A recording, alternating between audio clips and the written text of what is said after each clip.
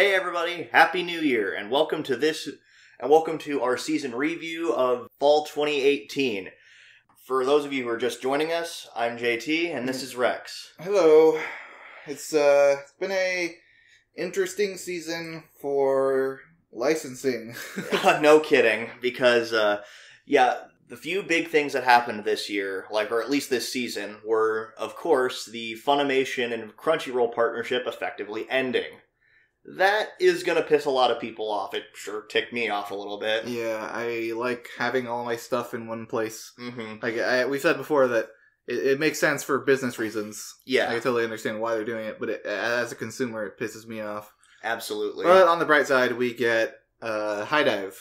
Yeah, High Dive has a lot of really good classic shows. Anything that had been funded by Sentai, and I think by Association ADV is all there.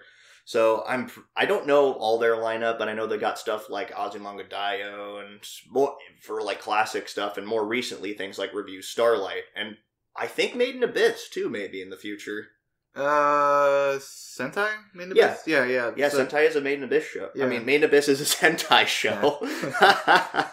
Yeah. We also got Evangelion finally got out of licensing limbo, and they finally got Netflix finally picked that up. Yeah. Further showing Netflix, or Netflix, about how much they're we want to get on the anime scene. Yeah, exactly. But with the whole Netflix getting acquired, or Evangelion getting acquired by Netflix, rather, there is still the big concern of, will the original voice actors be able to reprise their role? I'm personally hoping they do, because that'd be awesome, but I don't know what Netflix is exactly planning when it comes to that. A friend of ours had pointed out something interesting. I don't know what show it was, but apparently Netflix had dubbed a show, and the dub was so hated by people, they eventually redubbed it and then re-released it on Netflix. Wow. That's impressive. Right? Fan outcry was freaking huge. So GoFundMe can make a difference. Or not GoFundMe, change.org. Alright. Let's see what else happened in fall 2018. We got Crunchyroll announced that they're doing their first ever instant dub with Rise of Shield Hero. Yep, which that'll be coming out here in the next couple of weeks. Yeah. As part of Winter 2019. Yeah, their instant dub definition is that they're getting all of the stuff in advance, and they're working with the studio to put it out. They're putting out a dubbed episode exactly at the same time they put out a subbed episode. Kind of the same thing that had happened with Space Dandy when Funimation got that, which was a huge deal at the time. Apparently Funimation had only done a few shows like that, with Space Dandy being one of them, and then another one, Crunchyroll had apparently made a little jab at Funimation, saying that they were only able to do another show for 3 weeks before they had to pull it. I believe that one was Hiroaka, actually. Oh yeah, because they were too far behind. Yeah, exactly. But anyway, so enough of that. Let's get right into our season review. Basically, what we're going to do here is we're just going to review some of the shows that we had watched over the course of the season, give our impressions of it, give a final score with it, and then that's basically how this segment is all going to play out. So let's get right to it. Certain Magical Index. It was very confusing for a lot of the early season, because we had the Battle Royale arc. Wait, was that second? I think that was the second major arc. What was the first one? The first one, I think, was crap. Oh, it was they went to not Rome. I think they went to France or something. Oh yeah, that was with what's his face, Terra? Yeah, Terra. Yeah, that was and that was when they first brought Itsuwa kind of heavily onto the scene. And Itsuwa's been the main female accompanying character, I think, this season. Yeah, it seems like it. I mean, aside from Index, obviously, but Index, as we've established, Index is probably the worst girl. Itsuwa was best girl, I think, so far. Which is hard to say because Mikoto is great. Railgun is an amazing character, and it's kind of, but it is kind of interesting to see Itsuwa actually trying to do something other than the hot towel trick. Although she did that a few times this season, too. Oh, yeah, she did.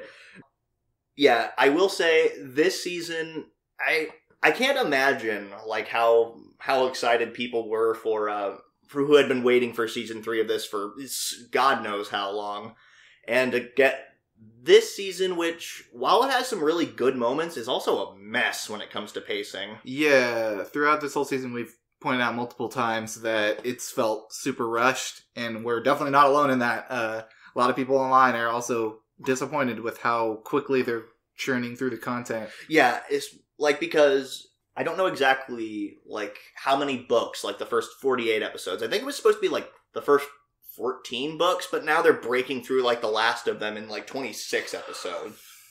Yeah, I don't know the exact number either, but they're jamming a lot more content in a lot shorter time, which just seems like a bad idea to me because, I mean, like, you could get better content and also save more books to work on later. Like, I mean, it seems like a lose-lose situation to me. Maybe it's because JC staff eventually wants to get to work on Railgun Season 3 and Accelerator Season 1. Maybe get into New Testament content. I feel like Index is turning into like an MCU. Yeah, exactly. Like, we have all our different characters in their own little mini series. Yeah. But pacing problems aside, it was still a lot of fun to watch. The fights are always kick ass. Yeah, the most recent arc we've talked about, as some people lovingly call it, the Brexit arc, is actually the most enjoyable arc I think this season. Yeah, I love the political intrigue, and it definitely doesn't feel like it's being rushed. Like, we're getting characters at a reasonable pace. And yeah, we're learning about these characters at a reasonable pace. Yeah, unlike the Battle Royale arc with Dark Matter. Dark Matter seemed to be just kind of like, oh, he's here for an episode, and he's gone. The most confusing part about the Battle Royale arc was like, this team, this team, this team, this team. Yeah, it really felt like there is just a lot of things just kind of all over the place. I don't know what JC staff or whoever was in charge of like directing that arc or these series of episodes, whatever, was thinking, but yeah, pretty much that is a huge problem. No, we gotta bring up the worst part about this whole season. Oh. The goddamn Imagine Breaker noise. Oh my god. No, that, like, the Imagine Breaker noise was so iconic. It doesn't make any sense why they changed it. Like, because now it just sounds like, as you said in our last episode, it sounds like a train going by. I don't know. I really don't know. That being said, though, overall, Index is still Index. Yep, it's still a really fun show to watch, and I don't regret having watched it. I am just minorly, I feel like I have a little bit of whiplash. Yeah, exactly. As far, like, given this, I'd have to say that I'd probably give this about a 7.5, maybe. Like, oh yeah, go ahead, sorry. Like, I wouldn't, like, I'd say it's still good. It's definitely, like, past seasons of Index, I think, I gave, like, season 2 an 8 around there, because I consider that to be really good. But here, it's just, it feels like maybe a 7. If I'm gonna be really critical about it, maybe a 6.5, because of the pacing problems.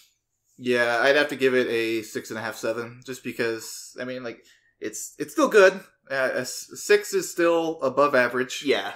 But it wasn't quite amazing. It was, the best compliment I can give this season is that it was fun. The later half was a lot better. If the whole season was, as good as the later half, then it'd probably be like an 8. Yeah, for me. I'd say probably, definitely more around the range of 7.5, 8. Yeah, because, but I'd have to give it like I'll stick with 6.5. Yeah, I'll say like probably around more like a 7 for me. Okay, so we'll just round that up to a 7. Yup, and that seems to be, a lot of people seem to think this is about a 7.5 anyway, which I guess that's probably a lot of Index fans who are just like, okay, at least it's something. Next show? Next up is Banana Fish, which was just so good. Yeah, it is. This was without a doubt one of the most perfect endings to a season, I think. Maybe to a show in general. Like, it ended exactly the way that it needed to. In the episode where it had concluded, when we talked about it, we spent about like 20-something minutes talking about just this episode alone. Yeah, that specific ending scene was crazy. It hit all the right notes that it needed to. This entire, like, I think Banana Fish was actually my favorite show of summer 2018 when it had first came out, and it stayed really high on my list for me throughout the entirety of Fall. Like, yeah, it didn't really get any. It didn't really get any worse. I think it actually got better near the end because it picked up climax, the climax of the series at a really good pace. It kept getting a little more and more and more interesting. I was worried back in summer. I was worried, like, okay, he's gonna kill Dino, and then what? Like, yeah, that was a big concern of yours back in summer. But no, and you thought maybe they were just going to. I think even early on this season, you were kind of worried that they were just going to drag along that plot point for how long. But they didn't. They got the government was kind of a big driving force or antagonistic force because they wanted Banana Fish and Colonel Fox. Yeah, Colonel Fox being somehow I would say like the final villain, probably. Yeah, somehow being worse than Dino, which is a hell of an accomplishment, by the way. Mm-hmm. And I thought Dino was a fantastically written character. Yeah. He was a shitbag and a terrible human being, but I could get behind his motivations. Like, he wanted to rule the city, he wanted power, and with Ash... He wanted somebody to pass it on to. Exactly. And... as much as a shitty person he was, you could feel like the twisted love he had for Ash. Like he wanted him to be strong, but he wasn't the kind of guy to be really nice and coddle someone for it. And he was he was an absolutely repugnant human being, but there was a little bit of sense to it all in the end, and he surprisingly somewhat made up for it a little bit. Like his final moments were they were good. I wouldn't use the term made up for it. I would say he stayed true to his character. Yeah. I mean, I don't know exactly how to say it. Like, yeah, he didn't really redeem himself. He didn't really completely change, but he did something kind of good in the end. It doesn't really make up for all the bad stuff he'd done before that, but I'd say at the end, he'd kind of done something that actually benefited somebody else for a change. I don't think he did it for that reason. Mm-hmm. I think he did it entirely out of selfish reasons. Yeah, exactly. Because that's who Dino is. Yeah, he happened to accidentally do good. Mm-hmm. But yeah, I think that was entirely out of selfish reasons. No kidding. One complaint I have for the season, I think Ash was a little too good at everything at some times. Ash could do virtually anything he set his mind to, and that did get a little bit like, okay, he's definitely just like action hero status. Yeah, and the way they presented the series, it never really bothered me that much. Just because it felt like, an action movie. Yeah, I mean, like, when you're able to outrun a fucking minigun and hide behind pillars. Exactly. You got the good guys hitting the bad guys, and the bad guys shooting around the feet of the good guys. Yeah, just the kind of dumb little action movie shit like that. But at the same time, this was the late 80s when it had first come out, and that was sort of the standard, really. Yeah, it was the feeling of the entire show. I don't feel like they betrayed any sort of quality. Yeah, they had basically taken what essentially was an 80s like action flick, had given it some kind of modern day upgrades and stuff like that, but really they kept the core of what it was. And they did something that I don't see a lot in anime, is they made homosexual characters that first of all, they were characters. Yeah. They just happen to be homosexual. Like, I feel like a lot of gay characters in anime are kind of played up. Yeah, it's just like their that. Character is their gay. Their whole thing is just like, oh, look how gay I am. I'm so unbelievably gay. Like Liron in Gurren Lagann. Not a bad character. It's just like, wow, he's super gay. Yeah. Let's see, the twins in Host Club. Yeah. Like, their whole shtick. Yeah, exactly. Was being gay. Exactly. I mean. But to be fair, that was supposed to be a satire on the whole thing. They were in that part of their character. Oh yeah. I'm not saying these are badly written characters. It's just very commonly seen. Exactly, and Banana Fish really kind of just treated these like people. Mm-hmm. You could see these characters being straight or gay. Exactly. It's not. It didn't really contribute to the character at all. I mean, unless you're Dino, who is very much just a pedophile. Yeah, his sexuality is pedophile. Exactly. I mean, which I think partly has to do with a control thing. Yeah, probably. I mean, I don't think that the majority of pedophiles and stuff like that are like straight or gay or whatever. I think they just want power and control over somebody, which is ultimately what it boils down to. But that aside, the finale was fantastic. Just the The word you used was beautifully tragic. Yeah, just the way they almost gave everything to Ash, like, oh, maybe he can be happy, and then as soon as he thinks he can be happy, it's all gone. Yeah, exactly. But I wouldn't have asked for it any other way. It was exactly like, it's just kind of a cruel twist of fate. Like, and honestly though, that's what made this show, I think, just kind of stick out. Like, I can understand why this show has been, or this series rather, had been a classic for as long as it has been, and this series, I think, kind of revitalized some of that. I'm sure a lot of people are going to be talking about this show for a very long time. Also, rest in peace, Shorter. Yeah, rest in pease, Shorter. Yeah, so, that was easily one of the things that just kind of carried the most weight throughout the entire season. Yeah.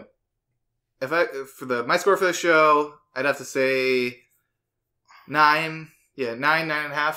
I'd say much the same, because it was such a strong show.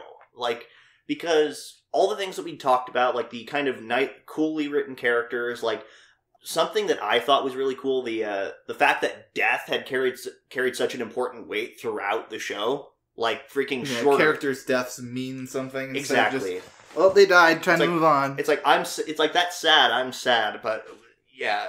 I'd say definitely a very strong 9.5 for me. Yeah, so I'd probably say 9. Yeah, exactly. 9 down. I think on Kitsu it has like about a high 80, but I don't know. A lot of people seem to like it, and I'm happy for it. This show definitely deserves it. I might consider buying this in the future if it ever goes on sale. Who licensed it? I think it's Sentai? I don't know for sure, though. I don't think it's Sentai. If it's Aniplex, then no. Alright, on to our next show, Goblin Slayer.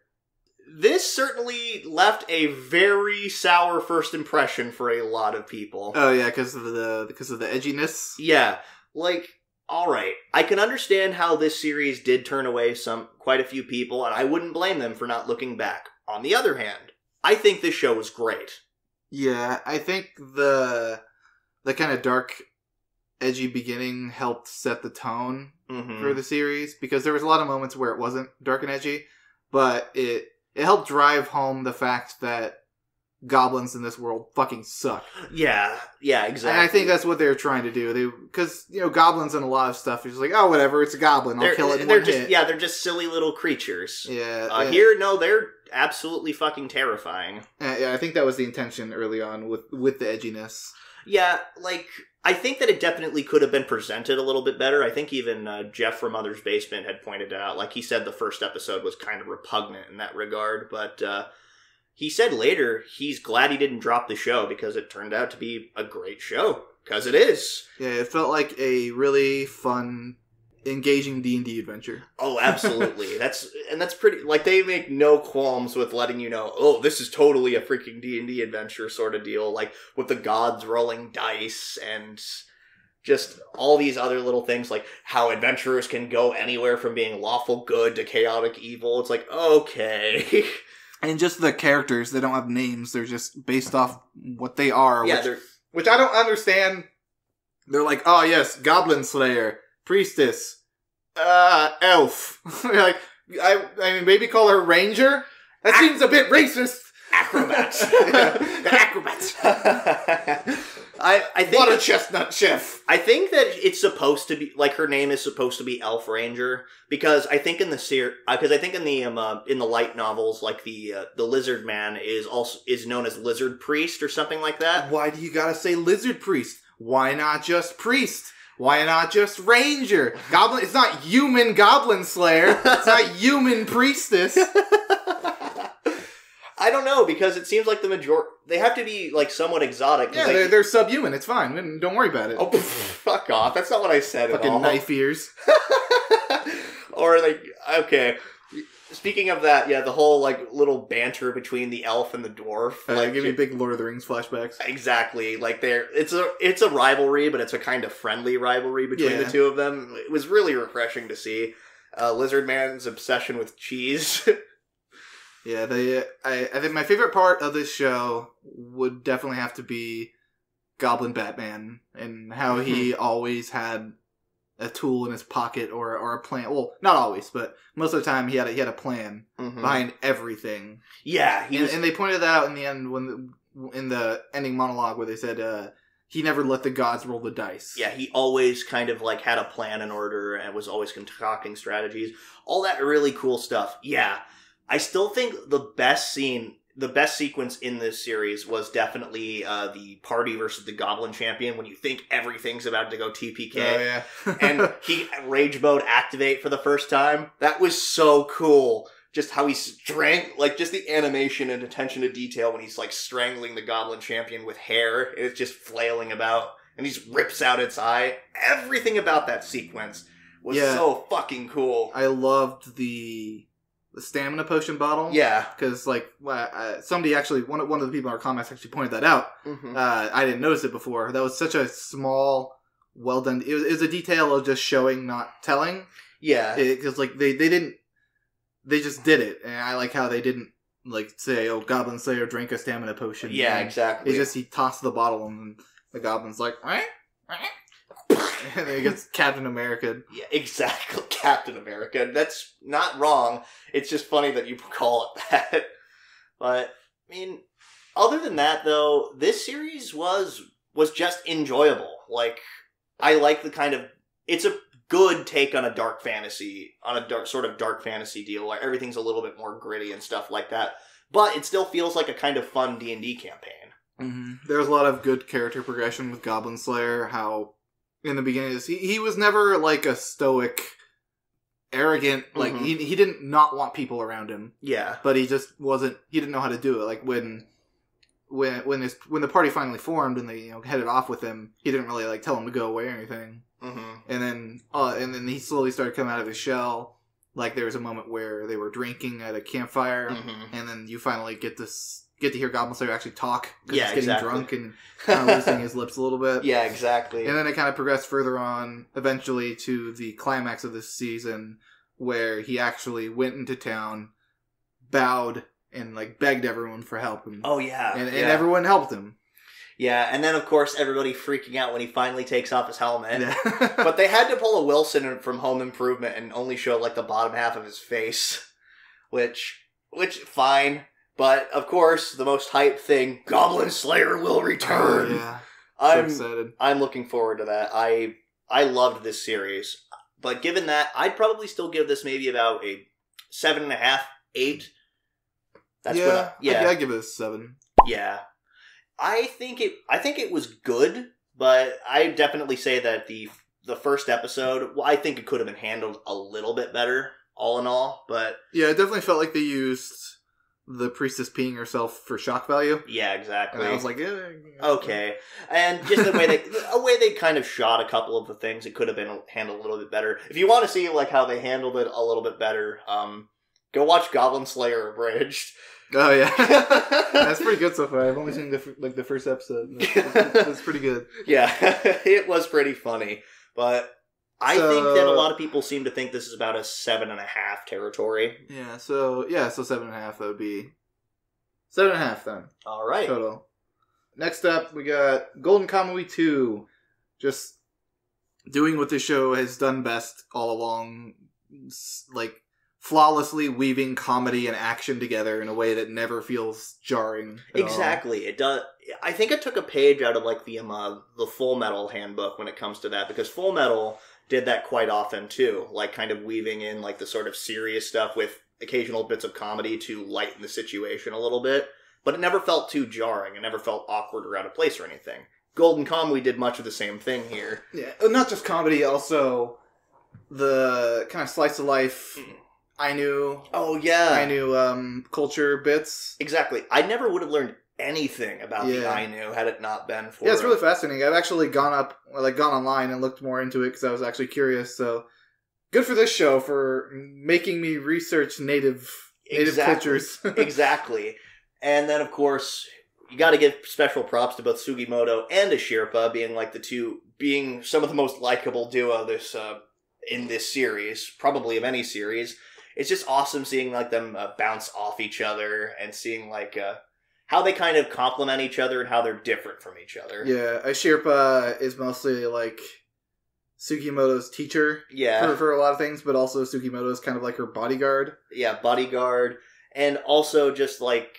And also like a surrogate parent, almost, in a way. Because, I don't know exactly how to explain it, but I say surrogate parent or somebody who's just looking out for her because, yeah, he's there to protect her, he's there to watch out for her. Especially if that comes to a head in the last episode, the whole, why does it have to be her, like, situation. Like, he doesn't, like, this is somebody he's grown close to and he doesn't want her to become like him. Yeah, I don't know if I'd use the word parent, because I definitely think there's a bit of romantic interest there. I mean, they're both obviously too busy for any of that. But I think they have a very close connection at this point. Yeah. And while most of Sugimoto's interest is probably, like we've said before, giving her everything that he lost. Yeah, like exactly. Her childhood and he just wants her to go through the forest and hunt be happy deer all her life. Yeah, exactly. I think there's a little bit of connection there that I think will eventually... I really want it to form into romance. This is like the couple that I want to be happy and grow old in the forest together. And I want Sugimoto to tell their kids dumb jokes. Dad jokes and shit like that. Oh, God. I don't know. I think I don't know how old Sugimoto's supposed to be. I think he's like in his late 20s, early 30s. 20s, yeah. Yeah. I mean, Sherpa's like, what, 15?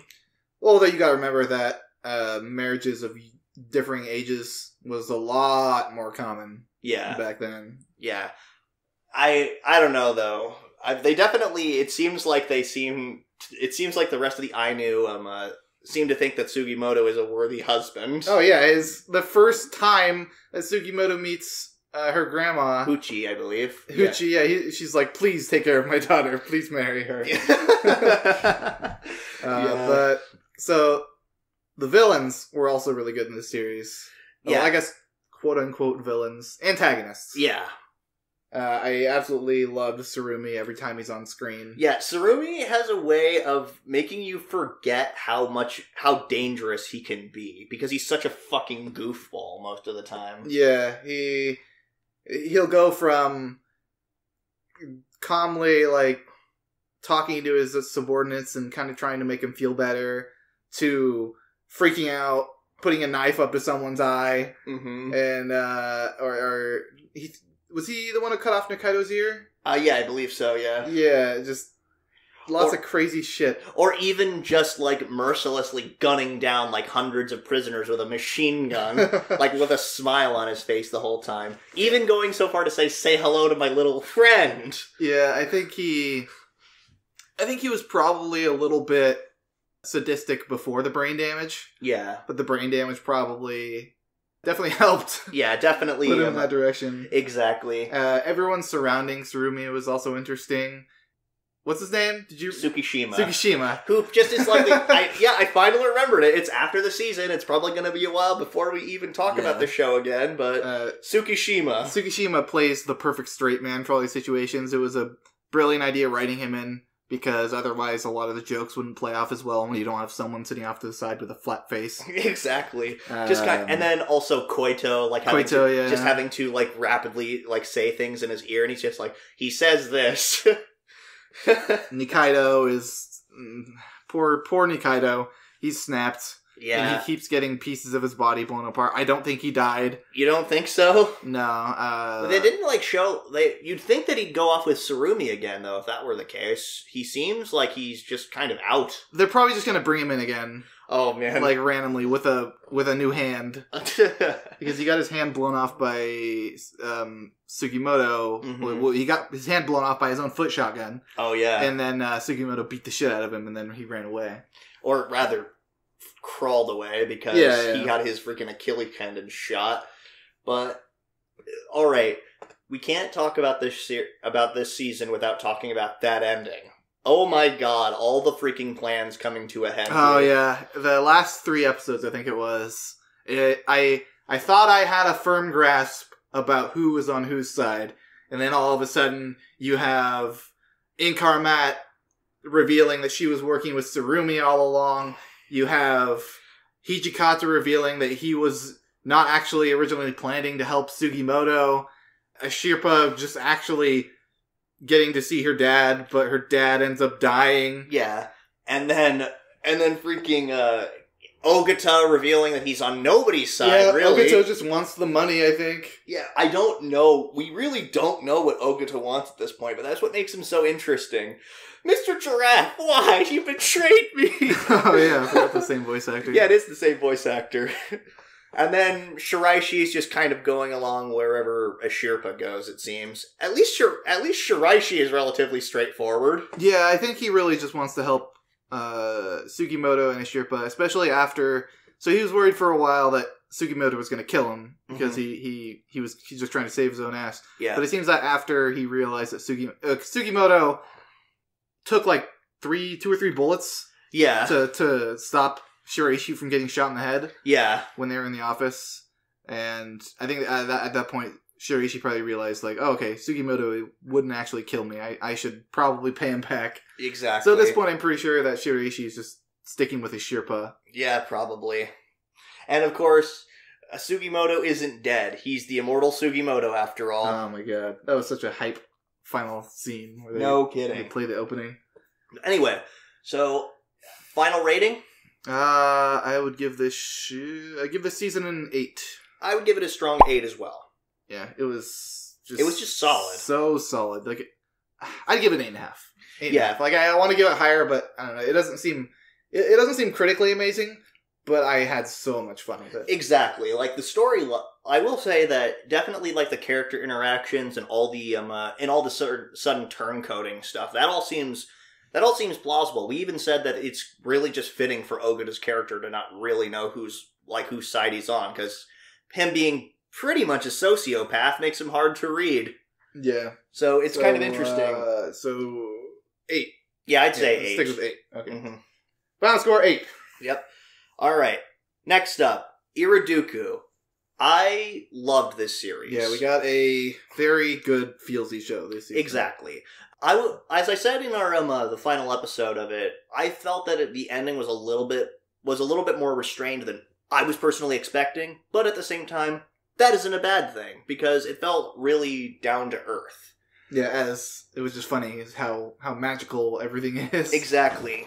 Like, but even then we pointed out like how like magic in the real world is just sort of kind of goes side by side. It's not like, oh, like magical stuff is like a part of people's lives and stuff like that. It's interesting when something so fantastical is treated as something so mundane. Yeah, I think that was the most interesting part about the magic, I think. Yeah, exactly. Was that it was so, nobody thought it was that amazing at all. Yeah, everybody just kind of treated it like it was, like, there was some sense of wonder to it. After all, it's magic. Of course it's going to be, there's going to be some kind of wonderment, but at the same time, but it was just treated like, it's like seeing, like, something like fireworks, I guess, because fireworks, like, when you know how it works and it's something so mundane, but every time, like, a really nice firework display shows up, you're just like, ooh, yeah, so pretty. It's true, yeah.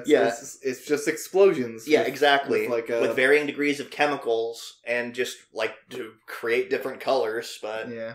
But it's something so pretty, and there's some fantastical wonderment to it, but it's something that is just mundane. And that's what's great about the magic here. It feels like, fittingly enough, like a fireworks display. So character development was probably the best part about the show. Absolutely. Just getting to see Hitomi, when she showed up in the past, just go from being this really reserved introvert to slowly budding into a better person and getting a lot more interested in all the friends around her. And, and finally learning to accept her magic. Mm-hmm. Exactly. And not just Hitomi. We had Asagi. The whole cast was Asagi, Kohaku, Chihiro, Chigusa, Yuito, and Sho, and there was one more girl. Kurumi. Okay, yeah, Kurumi. Okay. Yeah. And all of them went through... by the way, I forgot to mention, since you bring up Kurumi was the flying squirrel in the book. I'd forgotten to mention, like, her one actually in the last episode. Oh, okay. Because it turns out... By the way, I could kind of call the whole picture book thing from, like, a mile away. It just made sense. It just...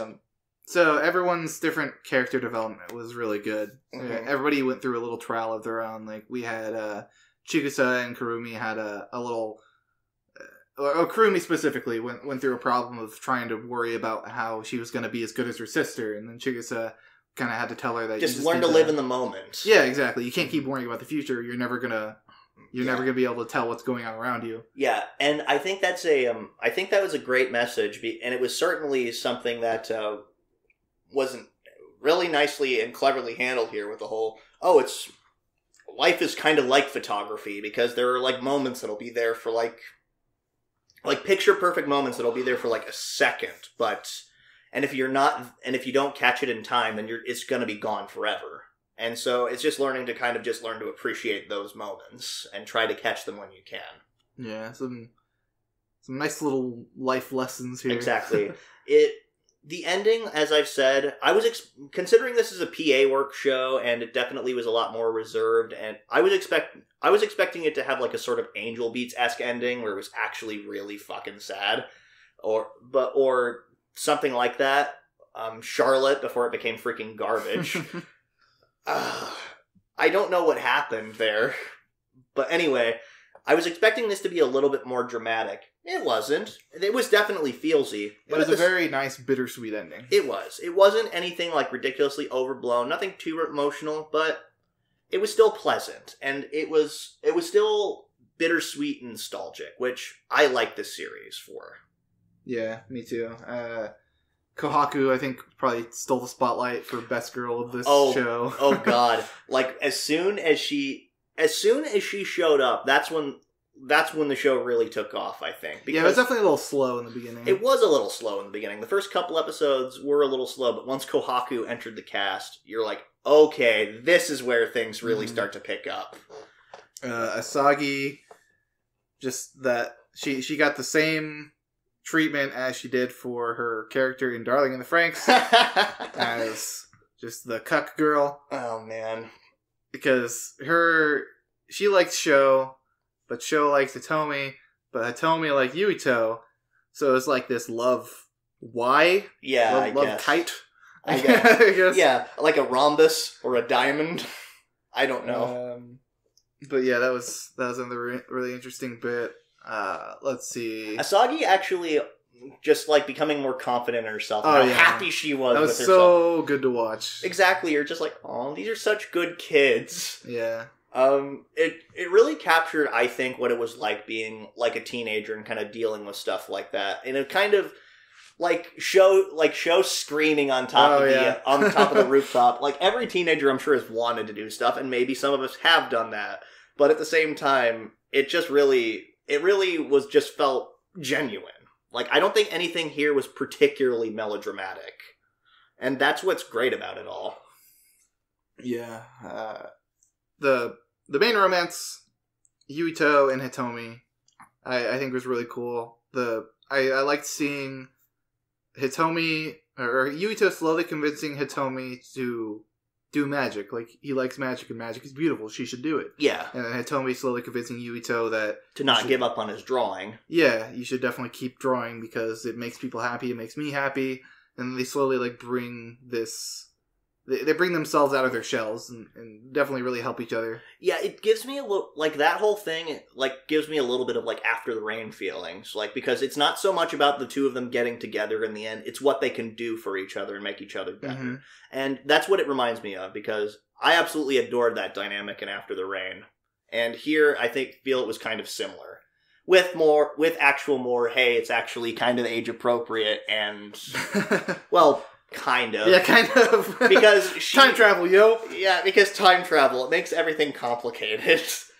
Going back to the ending, it was fantastic. I am so happy the way it ended. I was worried that Hitomi was going to end up staying in the past, and there was going to be no penalty or no consequences to everything, but she ended up having to go back to the future, and everyone was sad when she left.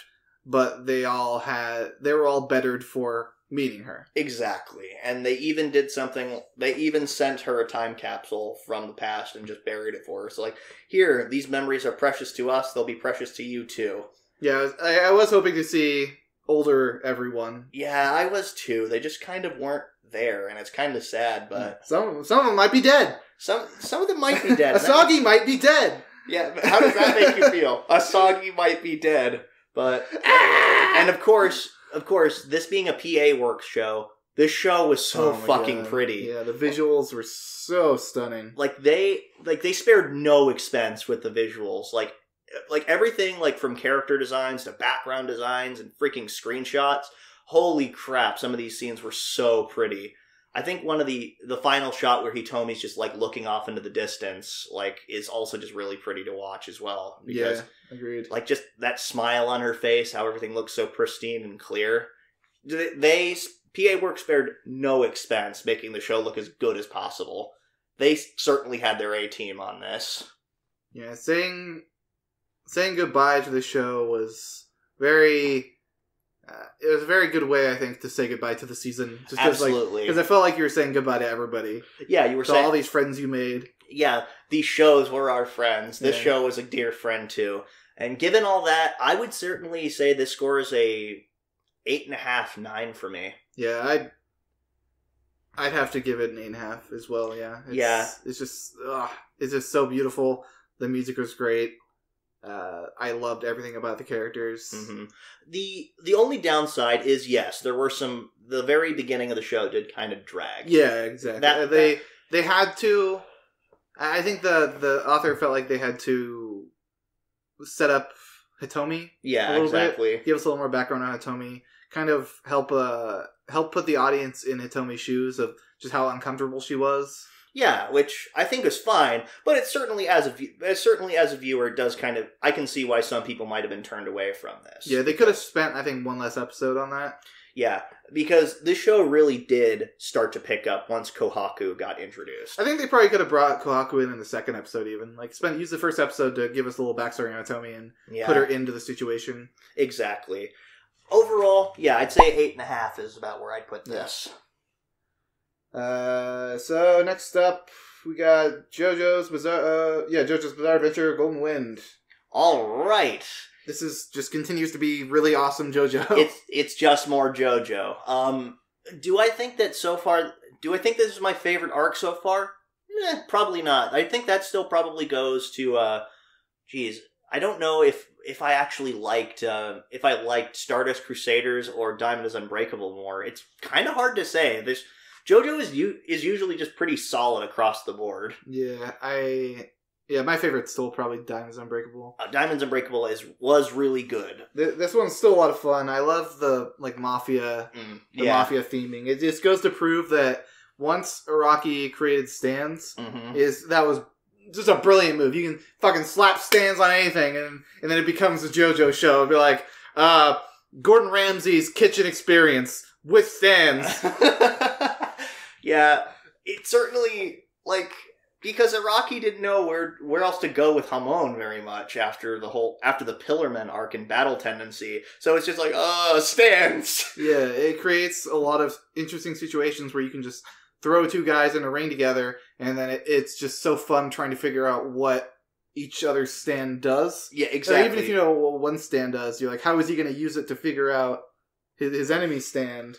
Yeah, and it's just so much, so cool to watch these sort of puzzles sort of break out and how they solve the puzzles.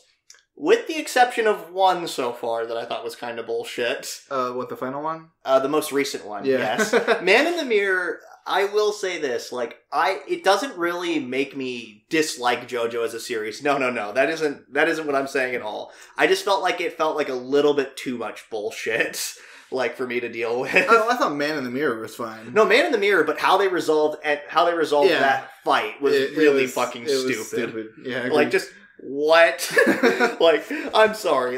I know JoJo's is freaking weird, but this was just way too much. Typically, and it's kind of a shame because normally I have no problem suspending my disbelief when it comes to JoJo's. There, I just had it was a little bit too much. I think when I was just like, okay, that's really dumb. So we got to talk about, I think, Bucciarati. Bucciarati, him being kind of like the focal point of the group. Yeah, it focuses more on Giorno. From a narrative perspective, because he's the Joe. Yeah, But Bucciarati, I think, is kind of the main driving force for the story, at least for this core. Yeah, I didn't know how to feel about him at first. It definitely, like, kind of did the whole, like, JoJo friend, like, enemy becomes a friend sort of deal, like we've seen so many times, like they did with Kakuin and freaking Okuyasu in Diamonds Unbreakable, stuff like that. But here, it just felt like, okay, Bucciarati is, like, unnecessarily creepy at the beginning. Oh, yeah, he's, like, licking him. And yeah. I can tell if you lie by the taste of your sweat. Yeah, and, like, I'm going to zip off your fingers and put them in your mouth. Like, what? Why? Yeah, it definitely seems that, look, why did he attack? He attacked Giorno in the first place because he thought he attacked, Leaky-Eyed Luca, was it? Something like that, yeah. He killed Leaky-Eyed Luca, so he's a little concerned about that. But then as soon as Bucciarati learned about how Giorno just wanted to make this city a better place. Yeah. And Bucciarati also didn't like drugs. Because there's a point where the old ladies were like, oh, my husband hit me. And Bucciarati's like, don't worry, I'll personally take care of this. Yeah, exactly. I got your back. It just shows how Bucciarati's a really good person. Mm-hmm. And then hearing that from Giorno finally reaffirmed his ideals of, oh, well, maybe we should do something to clean the city up. Exactly. And just seeing the backstory and the flashbacks of how he recruited all the other characters just made me like Bucciarati more and more. Yeah, exactly. Because Bucciarati is definitely... Like, it's cool seeing how he became a capo now. And he's definitely somebody I think that's worthy of the position, because he's actually like a person with some degree of integrity. Unlike Pulpo. Because Pulpo definitely seemed to be more in it for all the money. Oh, yeah. I didn't feel bad when Pulpo died at all. I actually was happy when he died. I was a little surprised. By how Giorno did that. Yeah, I'm going to turn your your gun into a banana, and then when you try to eat the banana, you're going to blow your brains out. Yeah, speaking of that, let's talk about the Golden Experience a little bit. The stand is so skinny and wimpy looking compared to Star Platinum and Crazy Diamond. Crazy Diamond, yeah, those are all like big burly buff men that are good at fighting. Gold Experience is very like compact almost, but... He's not really compact. He's just wiry. Like, yeah. He doesn't have a lot of strength behind it. Yeah, which they point out. I think the powers behind Gold Experience are very interesting, though. Like the whole, I can give life to something until it can even die.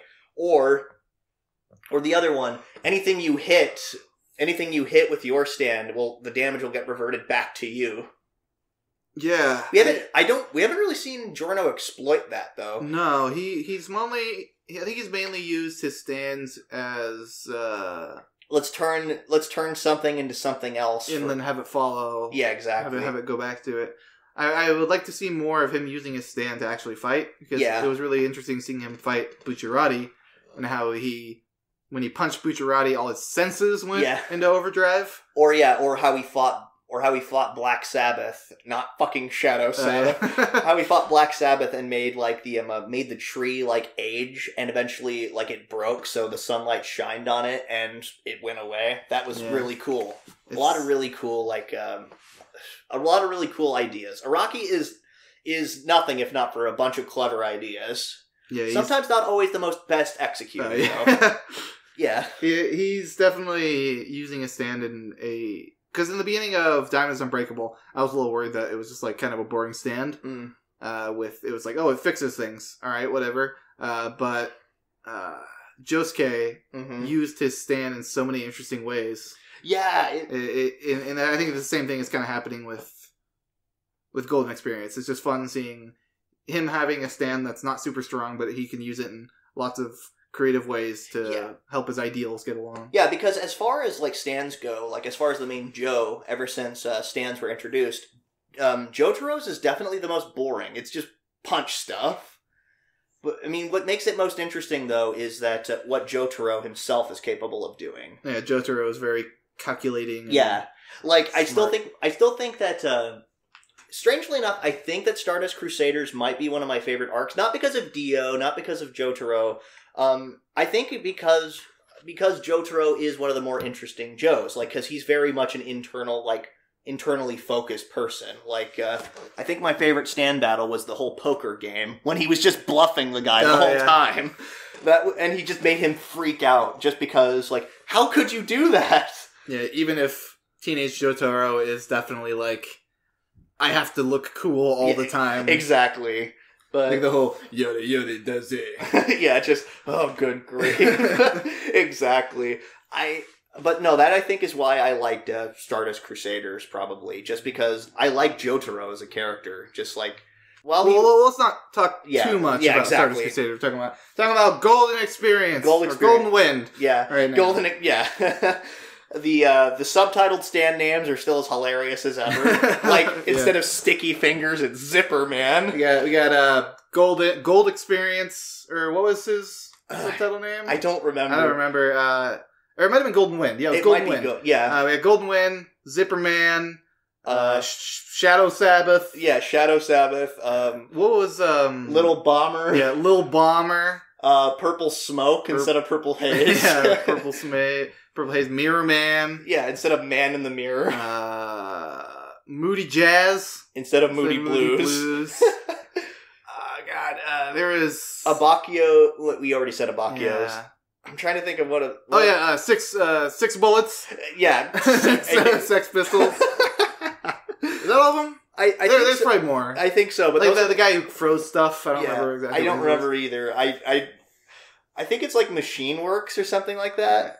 It was supposed to be Kraftwerk. Yeah, okay. And it was like Machine something. Yeah, exactly. But yeah, I think my favorite is probably Six Bullets. Yeah, it's so fucking dumb. Or no, it's a tie between Six Bullets and Zipper Man. Yeah, Zipper Man is so stupid. It sounds like a Mega Man villain. Yeah, exactly. So my score for this core probably 7. Yeah, solid 7. I'd say 7.5 because it feels like a goofy like mafia flick sort of deal. Like, and while there's I think I would give it an 8, but this time around it does feel like there's a little. It is asking me to ask for a little bit more suspension of disbelief that I'm willing to give. Mm-hmm. Like, especially like Man in the Mirror, the way they resolve that just really puts a bad taste in my mouth. Like I mean, I think because I thought it was funny, but I'm just like, okay, this is just stupid. So, it's 8. Yeah, 7.5 probably. 7.5. Yeah. Okay, well, 7.5 total then. All right. Now, next up, Karakuri Circus. Yes, this was such a good 3-episode show. Yeah, I loved every 3 episodes of it. Yeah, exactly. Man, I wonder what it would be like if they continued the show. Oh wait, they did, didn't they? Fuck. But in all honesty, I will say the concept behind Karakuri Circus was solid. All the concepts behind like how the villains are, how the puppets work, the origin, the concept of the origin was so cool. Like there's so many cool ideas in this show. Yeah, and there's a lot of creative ideas. And unlike JoJo has a lot of creative ideas and usually pretty solid execution on those ideas. Sometimes less than others, but usually that's the case. Here, a lot of cool ideas, but really subpar execution, which is kind of a pacing. Shame. Pacing was the worst problem with this show. Oh my god, the pacing in this show. So, really quick, I want to say that for the first 3 episodes, I would give this show like a 7 or an 8. Yeah. Just because the first 3 episodes were so good, in my opinion. There was actually a cohesive story, but after that, they were like, this event is happening alongside this event, and we're gonna have 2 characters, and then their story, and then recently they just kind of forgot about the other story. Yeah, it's like, I don't know what happened here. Like, I know this is supposed to be like Studio Voln's like first like solo production, and maybe they just weren't able. Maybe they were only able to get the rights to have a certain amount of episodes, so they had to make some deviations and cuts from the original source material. Fine, I get that, but all the same, if you wanted to do that, just do like a 12-episode thing and have it be like a sort of test to see if people will watch it, rather than getting it serialized for 36 episodes of very quality. Yeah. Because it's just gonna keep going. And oh boy, has public opinion of this show tanked. Just fucking tanked. Yeah, like it seemed the first 2 episodes were great. Like everybody loved them. Yeah, they were great. They were solid. Good reviews across the board.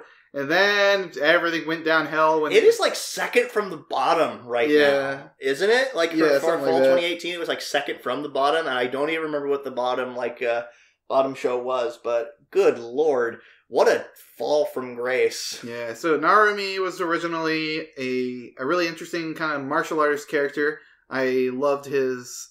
I liked his own Alpha Syndrome before they got too much into it. Yeah. I thought it was really interesting how he's just like, oh yeah, he works at a circus and he has to make people laugh, otherwise he starts having asthma attacks. They didn't... It was a lot more interesting when they didn't delve too much into it. Mm-hmm. I thought it was kind of like an interesting little kind of... If they treated it more like a gag and less like a really life-threatening situation, I think it would have been more interesting. Yeah. Of just Narumi suddenly just like, and then someone has to laugh. Yeah, exactly. And then Masaru, like, as soon as, like, he, like, got his resolve to actually be kind of a badass, that was cool. I wanted to see more of Masaru. Like, okay, how he's able to... How he has, like, a near photographic memory, is just able to mimic people's movements and stuff like that, which would make him just a natural puppeteer. That sounds cool. Do we get any of that? Nope. We got one thing. Yeah. Where he was trying to say, in the mansion, kind of like the climax of the first arc, when he was trying to protect Shirogane, he just took the puppet from her and started using it, and he's like, well, I don't know how to use it very well, but I'll just use the one move that I saw her do, because I memorized it super well. Yeah, exactly. That was awesome. Like, I love seeing he's not a strong person. Also, when he jumps up and knees his uncle in the face. Yeah, that was because awesome. that was the one thing he saw Narumi do that he remembers really well. Yeah. And it's just like, it would have been so cool to see this character slowly grow, slowly learn more and more things. It would have been cool if his fighting style was literally copying every single person he saw. Yeah, sort of like Mugen and freaking Samurai Champloo. Yeah, just mixing it all into one mishmash of a cool puppeteering style. But unfortunately, as soon as Narumi quote unquote died, the series just they it seems like they had a good story written up to that point, and they're like, what do we do next? Just fucking make shit up. Who cares? Yeah, but I'm not sure. I don't think that was happening because there was already a manga. I'm pretty sure. Yeah, but at the same time, it just makes me wonder, like, what was the idea for it? Like, did they have more planned, or were they? I don't really know. Like, I really don't know how production on this show went. It's kind of a shame because I really liked the first 3 episodes, and the concept for everything is still pretty solid, especially once we figure out like what the Midnight Circus is and stuff like that. Yeah, that's all really cool. I really liked the origin of a circus, an evil circus that goes around forcing people to laugh. Mm-hmm. I thought that was really cool idea, and then I liked the story flashback. Mm-hmm. With Jin and Yin. Yeah. And then Francine. Yeah. I really like that little short story. It was kind of like, there was kind of couple moments. Mm-hmm. But in general, I really like the idea of how Francine fell for Jin. Right? Jin? Yeah. And then... Or it's Yin. Yin was the good one? Yeah, Jin is the younger brother. See, it's really fucking confusing. But I really liked how she fell for him, and then the other brother got jealous, so he ended up, going snapping, and then he created a robot, and he's like, well, you all have to laugh at her now, or you're gonna die. Mm-hmm. So I thought that was just a really solid basis for what could have been a really interesting story later on. But they decided to not take a page from Stardust Crusaders and actually show the journey to how they got to the fucking Sahara Desert. Yeah, so many times in the show they just skipped ahead and then did a flashback of why they... Like, why not just do the thing? Why not just not skip ahead? Yeah, actually show us rather than tell us, oh, by the way, this happened. Yeah, they probably budgeted a certain amount of story for each episode to finish the whole series. Yeah. And that's probably why they're doing this. Maybe. Just take the time you need to. Like, for example, when a developer is making a game and they delay the game, it's like you should never be upset about that unless it's, ridiculously long. Yeah. Because if you wait and release something, it's better to wait and release a good product than rush out a bad product that you can't fix. Exactly. It's a shame because, again, I really liked this show at first. I didn't want to drop it because I liked the first 3 episodes were so solid. So, I'd have to give this show like a 4. 4? Yeah. Yeah. Because it's not terrible. It's just disappointing. I will say about a 5 because The way I see it, that it started off really strong, but then, yeah, it's just kind of delved into mediocrity. Which, to me, that's what a 5 is. It isn't necessarily bad, it's just mediocre. It's average. So, about 4.5. Yeah, 4.5. So, next up we got Run with the Wind, which is a show that unfortunately ended on a really awkward moment this season. Or they took a break for this cour. Yeah, which is a shame because I really like this series. Yeah, the show starts off really strong and it just continued to get better and better, in my opinion, as it went on. Because we slowly learned more about Kakeru and his motivations behind running and why he stopped. Yeah. For a while, anyways. And then we kind of see him going into a bit of a downward spiral, becoming, like, obsessed with winning and stuff again. Yeah, there's actually a lot of points where it feels it's uncomfortable watching him just because of how, like, how much he's throwing, like, a fit all the time and freaking out. But I also love that they didn't just focus on Kakeru. They gave us time to get to know every single member of the cast so far. Well, except for the twins, I think. We didn't really get to know... twins or Musa. Yeah, Musa is just kind of... But there's more time. Yeah, exactly.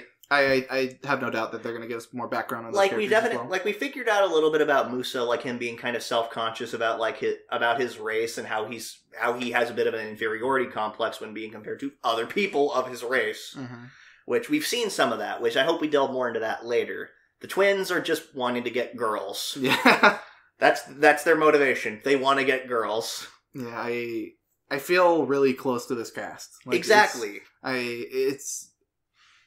This show actually got me up and running a little bit every once in a while. Exactly. So I was like, maybe I shouldn't be such a lazy piece of shit. Yeah, exactly. I would be running a little bit more too once my shin splints recover. Yeah, excuses. Oh, shut up. Anyway, but no, this series has been, like, for a sport like running, it's just like, okay, how do you make running look interesting? Because that's always the thing about sports anime. Like, they always try to take, like, something that's so mundane and actually make it enjoyable to watch somehow. Like, I don't know about you, I could not care less about seeing people running on track. Oh, yeah.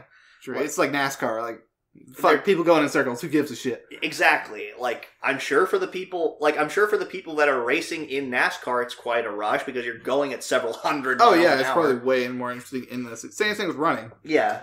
But this show does a really good job of, they don't do the normal sports anime thing of, like, special moves. Yeah, special moves and hyping everything up. Yeah. They just make it as, like, realistic as possible. Yeah, they do such a good job of making you feel exhausted. Yeah, they make you make you feel the weight of this. Like, it just makes it feel... It makes it feel really good to watch. Yeah, the emotions are probably a big thing why the running is interesting too. Yeah, exactly. It gives me a lot of... it's one of the better sports anime that I've seen this season. The next one, another one being Hanebado from Summer. They do a really... Like, because Hanebado is a similar kind of feel, I think. Like, the sweaty? There wasn't a lot of like special moves or anything like that. It was more about just like watching the actual competition and the sport itself. Yeah. Like, oh, I'm going to just... They didn't, like, focus on, like, special moves. Like Prince of Tennis. Yeah, like Prince of Tennis or freaking Kuroko no Basket. Yeah, Haikyuu, I think, does that, too. Yeah, special move? I'm not sure. Or how the Dempsey roll and freaking Like, because the Dempsey roll is a pretty effective boxing strategy as far as I know, but it's nowhere near as insane as it is Kanji no Ippo. Where's the wind tornado? Exactly. But this show definitely gives it a little bit more, the sport a more down-to-earth feel, which I appreciate. Like, I don't need to be, like, super hyped up for this. Mm-hmm. I just want to actually feel connected to the freaking people in the sport. Yeah, it's important to you because it's important to them. And exactly. That's the most important thing to get across to the audience. Exactly. That's why, like, movies like Remember the Titans and Gridiron Gang are so good, because you're connected to the freaking cast. You want to see, like, them succeed. Yeah, so the series, like, or this season, they're at a new track meet. I think the Tokyo University track meet. Yeah, exactly. Or something like that. It's been like 3 weeks since we watched it because they took a break. And they took a break at like the point where they should have just at least resolved the track meet. Exactly, yeah, and then took a break after that. It felt really awkward. I'm sure there were production reasons probably. Production reasons, maybe Production IG wanted to just freaking give their employees a break for the holidays. I don't know. But yeah, I'm biting at the bit for more of this. Yeah, me too. I can't wait for... Probably, it might be this week, or it might be next week. Yeah. When it comes out. It's coming soon. Yeah, it's starting with the new season, is what they said. Yep. So, I would have to give this, at least this core, like an 8. Yeah, I'd give it 8.5. Yeah, I'd give it about an 8. Yeah, it's just, all the characters are solid. The character interaction is some of the best I've seen in a long time. Yeah, exactly. I like the character designs. It looks very IG, like the other stuff they've done. Like, yeah, did they do Haikyuu? Yeah, they did. Yeah, they did Haikyuu, yeah. This is also the characters like have very sharp eyes. Yeah, exactly. It is very much like Haikyuu. The running animation, while like it's super simple, but it's realistic. And it feel really like just like seeing like how they kind of build each other up and say, hey, actually, you want to try and work on this. Or exactly, and Prince is definitely one of the characters he's definitely one of the characters I've been so excited to see improve. He's probably the character that most people who watch the show probably relate to the most. Yeah, because I mean, I don't know about you, I don't have that bad of I run like a zombie. And his shirt was a cool thing throughout the whole series because it changed based off his feeling. Yeah, just based off the feeling of each episode. I guess. Ugh. Yeah, in the beginning it was like ugh and pain and suffering and that kind of thing, and later on it was like hope and bonds. And... Yeah, exactly. It's just been a joy to watch. So, let's probably say like an 8. Yeah, about an 8. Final score an 8. All right. So next up is SSSS.Gridman. All right. So the biggest thighs in the season. Yeah. No kidding. Can't talk about the show without talking about Rika's thick thighs. I wouldn't have even paid much attention. I wouldn't have even paid much attention to them if people hadn't kept fucking bringing it up. I just liked her character design. I thought that most of the characters' eyes were actually really cool. This season. Yeah, I love the eyes. Yeah, the eyes are so cool. They have like a really cool gradient kind of digital. Yeah. Which actually kind of makes sense when you consider that they're all fabrications. Oh, yeah. Yeah. That's true. I hadn't really stopped to consider that until just now, but point being, yeah, the eyes in the show are great, and yes, Rika's thighs are super thick, everybody loved her. I actually thought Rika was just a good character thigh. Agreed, yeah. Rika was just enjoyable to watch. I kind of liked her, like, sort of, kind of snarky attitude, but she was, like, super down to earth. Mm-hmm. The voice actors definitely put a lot towards that, too. Exactly. In just like the interactions between her and Akane, they made you really feel like they were just really good friends that had just kind of drifted apart. Oh, and God, special props to Akane's voice actor here. Oh, yeah, she did such a good job. Especially in the last couple episodes. Yeah, she did such a good job making you feel the emotions of the character. Exactly. And I had not expected Akane to pull a 180, like, as far as, like, my perception of her as she did. Yeah, That's probably the best I've seen the show do in a long time of making you feel bad for the villain. Yeah, exactly. Because, in the end, she wasn't really the villain. She was a victim. Yeah. She was a victim who did a lot of shitty stuff, but she was still a victim. Yeah, exactly. She had just gotten, like, at the wrong place in the wrong time sort of deal. But at the same time, it was something she also had wanted on some level. But you know what else the show had? What? Fucking kick-ass robot battles! Yes, kick-ass robot battles. Like, alright, half of this show was, like, really just enjoyable, like, character interaction and stuff like that, but yeah, the other half was certainly just kick-ass robot battles. Like, and one of the coolest looking explosions ever in, like, the last episode. Oh, yeah. That was definitely, like, promotional material just I've ever seen it. Whoa! We're talking about the scene where Grid Knight and Gridman are, like, they have their backs to the camera and that was so cool. This show did a really good job of making, like, just the weight and impact of these fights just feel real. Yeah, like you had pointed out, one of the things, like when you see, like, the shot of, like, the Neon Genesis Junior High kids and like running with Rika's mom, and, like, in the background you see, like, the kaiju and Grid Knight fighting. Yeah, the scale of movement in that scene was so good because before you've seen it all, you could tell they're heavy and they're moving slow when the kaiju and Grid Knight are fighting. but just seeing the scale of normal people running Yeah. compared to giant mechas fighting monsters in the background, you could really... It just nailed home the weight of everything. Exactly. Like, it just made this show that much more pleasant to watch. There's a lot of cool shots in the show. Mm-hmm. One of my favorites was the scene where everyone's snapping awake from the dream. Yeah. And how they like color code Rika, Yuta, and Sho. Yeah. And they're all different colors, and they're all kind of running and realizing that they need to get out of the dream. Mm-hmm. That was my favorite shots of the show. Yeah, that was really good. There was just a lot of really good shots, and I wasn't expecting much from this show, to be totally honest. Yeah, I was expecting kick-ass robot battles, and that's about it. Yeah, and even then I was kind of, like, hesitant, because that first episode really did not do the series justice. Yeah. It was so rough. Like, and I'm sure that most people agreed with that sentiment, too, because... they rushed it out. Like, they had to get it out for Anime Expo. Yeah, and it felt really bad. Like, they would hold on shots for longer than necessary, and it felt super awkward. Some of the animation looked a little janky. Yeah, it was, like, obvious just trying to fill time to make the episode a normal episode length. But I really don't know. That first episode did not do the series justice. Yeah, I was so worried. And then, like, the second episode came out, and it was just like, alright, it's awesome. And then it's like, okay, it's got at least one more chance to make up for itself. And it did. It really did. What happened to episode 2 and 3? That was... I think that was the first appearance of Auntie, was one of those episodes. Yeah, I think episode 3 was the first appearance of Auntie. Yeah. Episode 2 just had a really impressive fight, and then we started to learn a little bit more about how Yuta and Rika felt about each other. Yeah. I think that was the focus early on. Exactly. I'm definitely going to rewatch the series at some point just because it was so fun. Yeah, exactly. And of course, we can't talk about this again without talking about the ending. It was one of the most jarring things ever at first. Oh, you mean the final scene? Yeah, the final scene where it's all live action. Where it's Akane wakes up in her room? Yeah. I was not expecting it. Like, when I first saw it, I was like, wait, what? Yeah.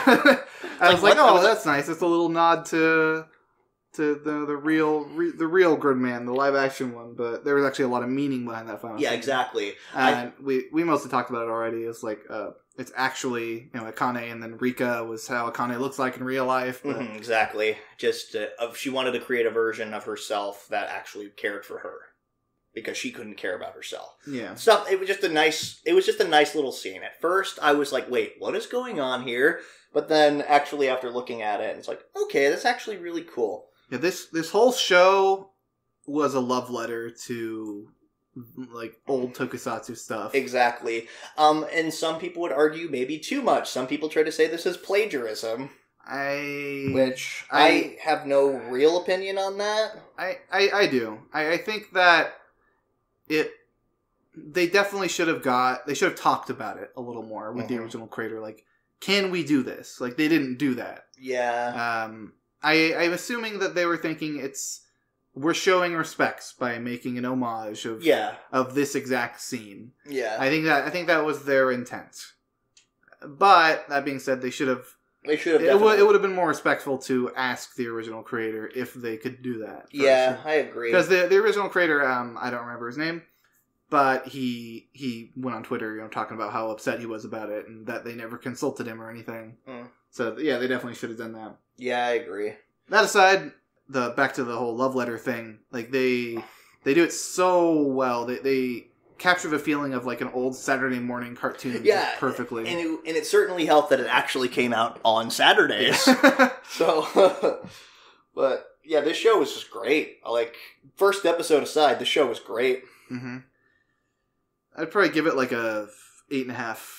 I'd give it probably more along a 7.5, 8. Because I say 7.5 probably because while I enjoyed the show and while I thought it was good, I think it was a relatively simple story, but it was definitely, and it was kind of weighed down by the effect of that first episode, but overall it really redeemed itself and it got a little bit more serious than I was personally expecting. But yeah, I was a little worried that the show was going to get too serious and it wouldn't be as interesting. Yeah. But yeah, everything they did with specifically Akane, I think was the most interesting part of the show. Just how she was struggling with this world that she created to try and make it perfect for her. Yeah, I would say that it definitely is more of a strong 7, because it doesn't quite go into 8 territory for me. It's a great series to watch, and I highly recommend it. It's definitely one of the better mecha series I've seen in a while, but for me, it just isn't quite an 8. So, 7.5. Yep. Total score. All right. Next up, Sword Art Online Alicization. Okay. Elephant in the room. I am alright with this series. Like, I certainly have problems with it, as I've had problems with every season of Sword Art in the past, but... I had fun with this season. That being said, it's a hot mess. Yeah. it is a hot mess. I actually think that there are some, once again, pretty clever ideas and stuff. Like the idea of, like, creating AIs, like, sort of the same way that you could create clones and stuff like that. That's all really fascinating. Like... The fact that they are in sort of like a virtual world, like actually in a virtual world where the people inside the virtual world are convinced it's real. That's really cool to me too. It feels a little bit off to me though that if they're trying to make Kirito like have his brain like reactivate, it feels like it's a little bit of missed potential that he isn't also convinced he's a denizen of this world or something. It personally takes me out of it a little bit when it's like, oh, he automatically knows it's real despite having memory loss and stuff like that. I don't know. Yeah, I can see where you're coming from there. The Fluck lights were also, I think, were a very stupid thing. Okay, no, like Fluck light, it's not even a clever term. It's like, what does that even mean? It's the brain soul. I liked the idea of it. I liked that they're like, yeah, this is the thing that makes you you. Yeah. I would have accepted the term soul. I think more than like they say soul, like Flucklight is the soul. Yeah. I think I would have accepted the term soul better than I would have accepted the term Flucklight. Yeah. Flucklight. We already have like a version of that, like talked about before, like the ghost in the machine, like. Mm-hmm. That's where the term ghost in the shell comes from, for God's sake. Like, were they too afraid to use the term ghost or spirit or something like that? Yeah. They probably wanted to come up with their own thing. But a lot of writers do that. Yeah, which, okay, fine, but Flucklight just sounds really stupid. Agreed, yeah. And their technobabble in this season is a little ridiculous. That first episode where they actually cut out of Wrath and into the real world, and it's just like a 15-minute info dump at a fucking bar. It's so freaking dumb. It's boring. Yeah, it was boring. It was super boring. Nothing happened. It's just them sitting at a table talking. Yeah, when you So, okay, if someone gives me an info dump in real life and I know it's real, mm-hmm. but it doesn't make sense to me, I'm still like, okay, this is interesting. This is something I don't know about. But when I hear an info dump about something that I know is fake, mm-hmm. and it doesn't make sense, yeah, I don't fucking care. Like, at least get me interested in your fake science. Exactly. Explain it in a way that actually makes sense instead of saying like, yeah, there's tubes in your brain, and then that's where the soul goes, because I don't have tickets to the subway, and that's full, and we gotta send all the information. It's like, I don't fucking care! Yeah, I didn't either. And then of course I was also worried about the typical, like, oh, this is SAO, that Kirito is going to be like an unstoppable badass, and he's probably going to save another character from a fucking attempted rape scenario, which, as soon as I saw that, viewer discretion is advised. I was like, oh god. Here comes the rape. It's like, oh god, they're going here again, aren't they? Oh, yep, there it is. I fucking saw that coming. Yeah, Kirito definitely is Kirito. Like, he's gonna do what Kirito do, and I'm not surprised by that at all. Yeah, like, some people are trying to say, oh, Kirito's a shell of his former personality. It's like, he had a personality before? Yeah. It's like, oh, that's news to me. The personality is the show. Exactly. I will say that I would definitely appreciate Yu-Gi-Oh! A lot more of a character. Like, once again, SAO has no idea how to do pacing well, it seems, because it's like, here's all this really cool stuff that we could have shown, but we're not going to. Like, we were in a tournament together, and we fought, we were training out on this journey. Again, show us that! That would have been interesting. Yeah, that would have been cool. The time skip between after they cut the tree down to getting to the city felt very jarring and poorly paced. It's just like, it's like, hard to believe 2 years has passed. It's like, 2 years have passed? What the shit? Yeah. I think they said something along the lines of like, boy, that time sure passed quickly. And I'm like, yeah, it sure did. Yeah, it sure did. Passed by in like, 30 seconds. Yeah, exactly. Jesus Christ. Like, once, and then there are some pretty cool things here too, like the idea of somebody's ego, like, sort of, like, influencing the world. Now, that being said, like, the whole, like, there's good ways to handle it here, and there are potential bad ways. I think that before, like, once they actually kind of delved into that particular system a little bit, is actually kind of fascinating. Like, Lena actually figuring out, like taking more pride in her personal sword skill and stuff like that. Yeah, I think my favorite example of this so far would definitely have to be Volo, I guess it was. Yeah. How his family really believed that every time you beat someone, you take their power. Yeah, you take a portion of their strength. I think it's like if you get blood from them or something like that. Yeah, you take a portion of their strength. And that, the fact that he believed that so much made it true. Which was really interesting because this world is based off, well, believe something hard enough and it's going to be real. And then also I liked the Humbert and Rios. Yeah, I liked them that they're so smug. They're so fucking smug, and they think they're above people. That it actually does put them above people. Yeah, there are some interesting ideals. I think there needs to be, like, some actual, like, basis for said belief, though, rather than just, oh, I automatically believe it, therefore it is. But here they did, like, that's what I was worried about. Like, oh, I'm just gonna automatically imagine, oh, I'm gonna win because I literally believed harder than you. Like, or, oh, somebody's dead. If I cry hard enough, it's gonna bring them back to life because I don't want them to die. Mm-hmm. Stuff like that is what I was worried about. Really believe in a tank right now. There's a tank right next to me. Yeah. See, that's the kind of stuff that's the kind of potential stuff I was worried about, and I so far haven't really seen too much bullshittery with that system yet. As long as they don't go too overboard with it, and at least give it some sort of feasibility, then okay, I'll give that a pass. Better than Flucklights. But for now, I've got my eyes on you. And the most recent episode actually gave us a pretty cool setup for a villain. Like, I'll actually admit that. Like, I thought we had a pretty damn cool setup for a main villain. The Administrator. Yeah. She's actually an interesting, like, it's interesting, for one, they gave it an info dump, but it was actually an interesting info dump where they actually kind of showed things rather than just, oh, by the way, this happened in a fucking cafe scene. Yeah. Yeah, I really like her. I like how she just command prompted her way to essentially immortality. Yeah. I liked that, going back to Rios and Humbert, I like that people, they don't necessarily know it's a game, but they know the world has rules. Yeah. And if you're a shithead enough, you're going to end up abusing those rules. Like, with the new girl, the Administrator, she figured out that the world has, quote unquote commands. I mean, I'm pretty sure she still believes they're sacred arts. Yeah. Or I don't know, she might not, because isn't the Cardinal her sister? Something like that, yeah. So she might know, but eventually she figured out, like, yeah, like, I know all these mechanics, so I'm going to abuse them.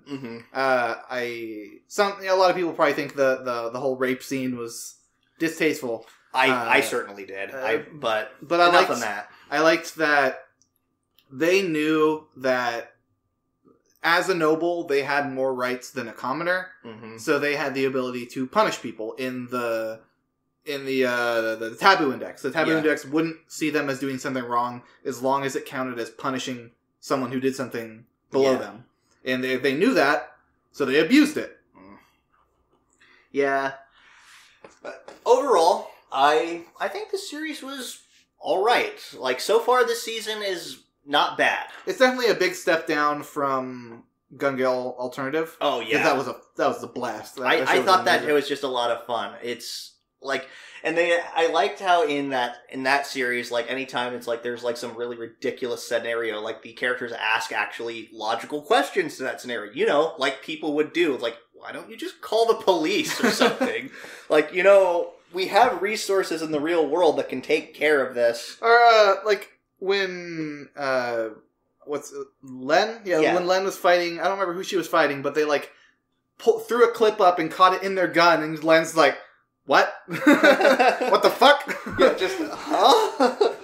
But, yeah. They felt a lot more real in that one, yeah. I think it's different studios, though. Yeah. Here, they had a little bit... Here, it's step down, and I definitely say that while this isn't the best of Sword Art Online, that probably goes to, I think, as far as like actual SAO, not SAO alternative, that still goes for me at least to Mother's Rosario. That was definitely. Yeah, that's everyone. Everyone feels that way, no question. Yeah, here I'd say that it's still not great. I think that there's some, again, interesting concepts, interesting ideas, kind of awkward execution. Yeah, I'd have to give this core, I'd give it like a 6. I'd say about a 6, actually. Yeah, 5.5, 6. Because I had fun with it still. Yeah, I mean, there were something, I've had fun ripping and tearing into it a little bit, but other than that, yeah, I'd say that it's just been all right. That opening, though. Yeah, the opening's pretty good. Yui's. That's who did the No, that's music, not right? Yui. Not That's Yui. I don't remember her name. Are you sure it wasn't Yui? It's not Yui, because Yui does like Rolling Star from Bleach. I forget her name, but we'll get back to that in a little while. But so overall, for me, it's gonna be like a 5. Gonna be like a 5.5, 6. So let's go with about 6. 6? Yeah. Okay. All right. Next up is Thunderbolt Fantasy Season 2. All right, more awesome puppet fights. That's all I have to say. Like, I mean, obviously I have more to say, but all I really have to say, Gen Urobuchi writing fighting puppets. That's all you need. Because Gen Urobuchi is a great writer, and these puppets are so well constructed and so cool to watch. It's just, I would watch this and have just like a perpetual smile on my face the whole time. Because like the story by itself is really good. Yeah, it'd be really good in any situation, like anime, live action, whatever. But just the fact that you also have the spectacle of watching puppets and amazing puppetry. Exactly. Just adds to it. The amount of time and effort and energy that they'd have to spend just making these puppets do all these cool things. Having puppets that can exhale smoke or cough up blood or anything like that. Just, good lord, could you imagine the amount of time here? Yeah, it's got to be so much work put into it. Yeah. But getting onto the story, we got the introduction of... Well, not the introduction, because Lang was in a movie that I haven't quite seen yet, but they brought Lang Wuyao into the main story. Mm-hmm. And he, I think, is a really interesting character. He has a very fatalist approach to life of, like, you're either this or you're this. Absolutist. Yeah, he divides things into absolutism. Like, and it's kind of annoying that when people like that turn out to be right about things. Exactly, yeah. Like I'm not going to... think that way, but when you do, it pisses me off that I didn't think that way. Yeah, because when we find out that the main villain, Lo, the monk, becomes actually dangerous, you're like, okay, I hate the fact that you're right. Like, I knew that you were right, and I kind of knew that you were going to be, but it still pisses me off. Because I very much agree with the way that Shang sees things. I judge people by their actions. Yeah. Like, and that's still ultimately... Shang is, like, easily one of my favorite protagonists in about anything ever, I think. Yeah, he's a very...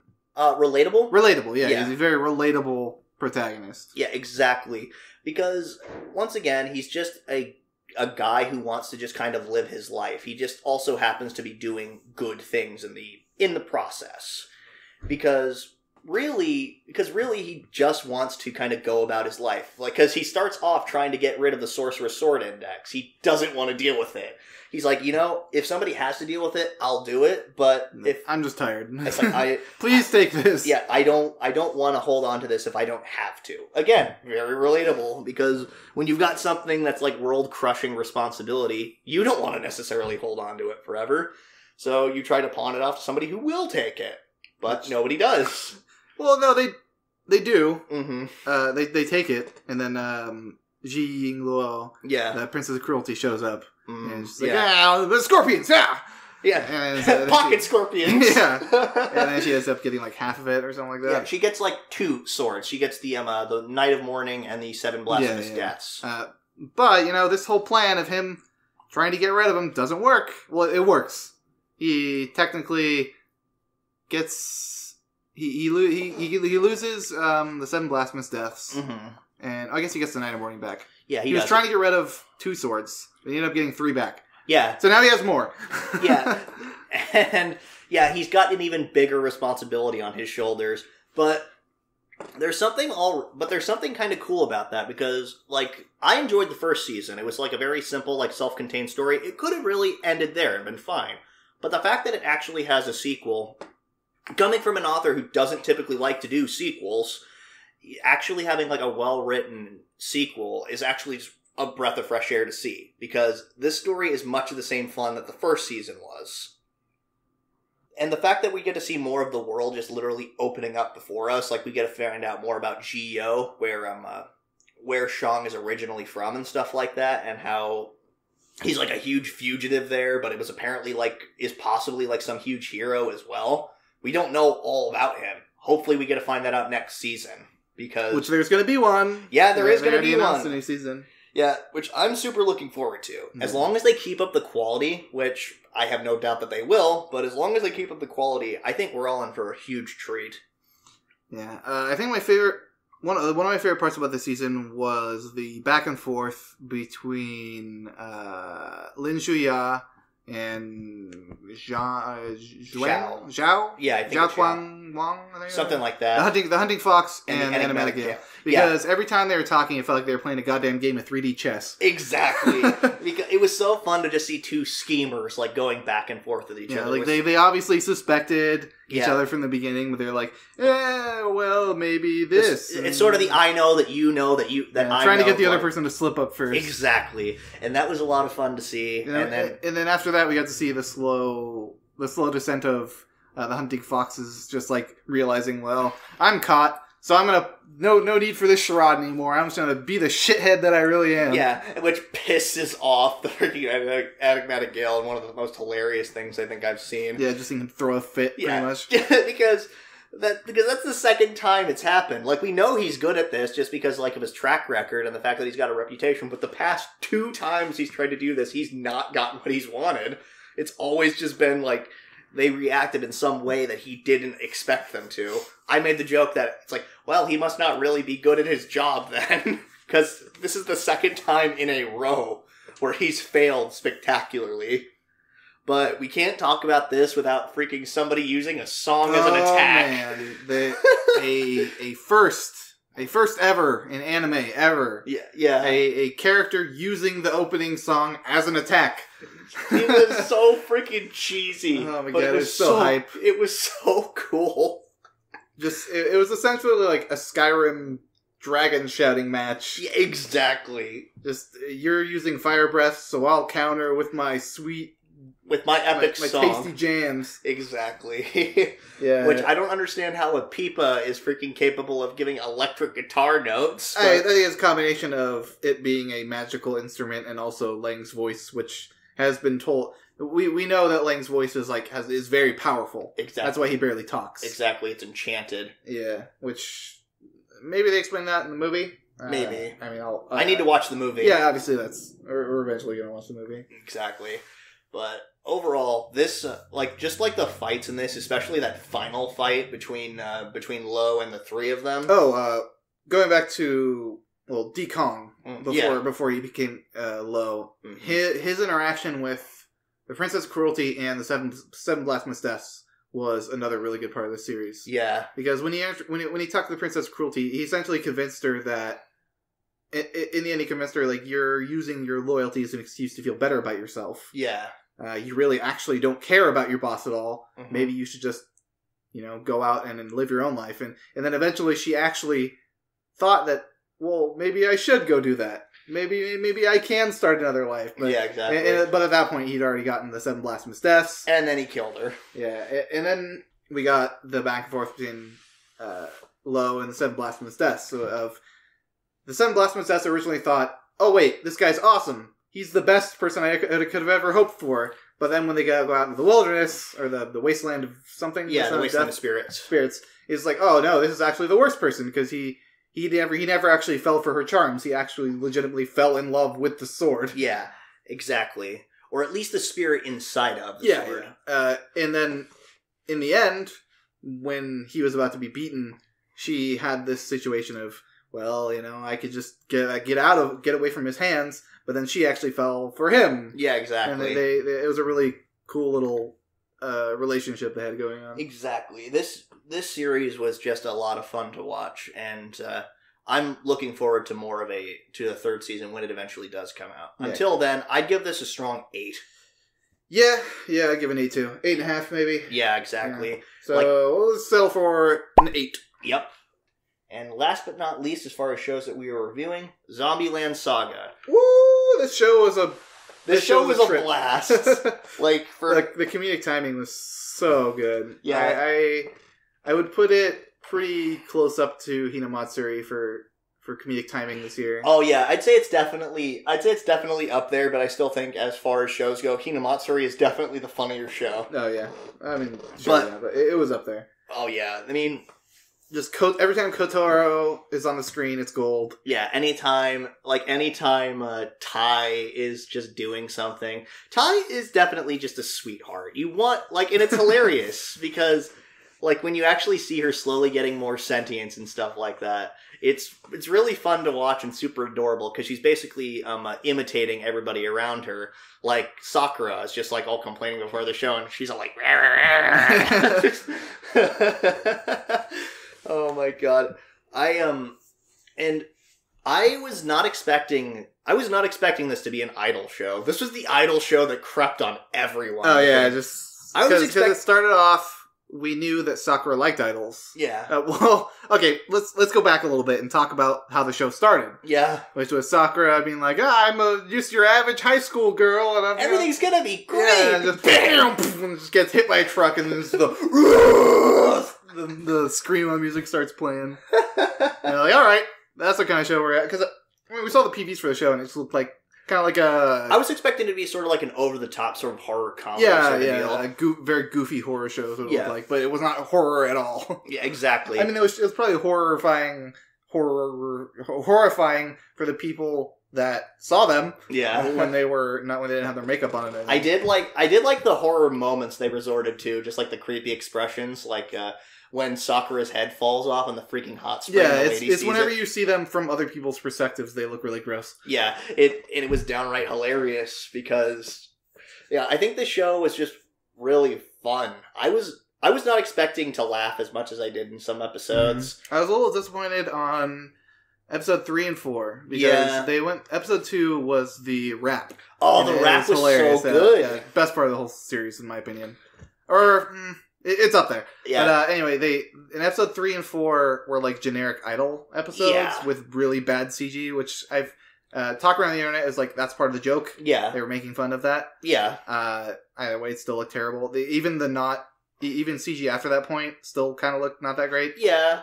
But it was just kind of they're like, oh yeah, we can do it, and it just felt kind of soulless and generic praise. Yeah, exactly. I want the reason the show was so good on episode 1 and 2 is because it had that perfect mix of comedy and kind of suspense a little bit, and then later on we actually got some really feelsy moments. Yeah, Lily and her dad. Yeah. Oh my god, that episode was a freaking trip. I absolutely adored that episode. Yeah. I would say that's up there is probably one of my favorite episodes of this series. They proved that they don't have to just stick with comedy. They can do other stuff. The episode with Saki and her biker gang was that wasn't feelsy, but it was still just kind of inspirational a little bit. How she's telling them you don't have to do all this stupid shit to be cool. You can still race, but don't kill yourselves. Yeah, exactly. It's not worth it. Just telling them not to follow down her path. Exactly. There is just just finding out how all these girls died, and how we still know almost next to nothing about Tai. She's just kind of there. She's legendary. Yeah, she's legendary somehow. We know that Saki died in a motorcycle accident. We know that I died from having a lightning bolt strike her on stage. Yeah, Junko crashed in a plane. Sakura obviously got hit by a truck. And Lily died from a heart attack. Yeah, a heart attack from realizing she was going to grow up and not be a cute little girl anymore. Exactly. Like, I like her catchphrase after that point. She's like, "I'm magically 10 forever." exactly. Oh man, this show just did a lot of really good job. Just a really good job of just keeping me invested. Again, kind of barring episode 3 and 4.